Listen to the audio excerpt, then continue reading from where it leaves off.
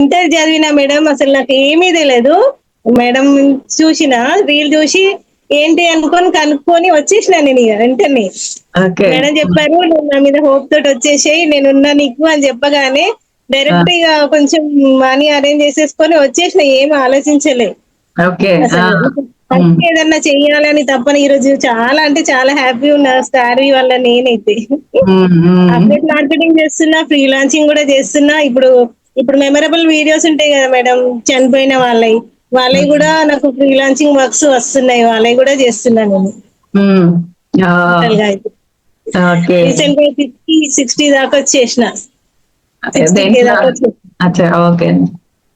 Super. హ్మ్. Real గా చాలా హ్యాపీ. Thank you madam. మీకైతే నిజంగా నేనైతే సంతోషం అయితే పట్టలేకపోతున్నా మీతోటి ఈ రోజు మాట్లాడుతున్నందుకు కూడా.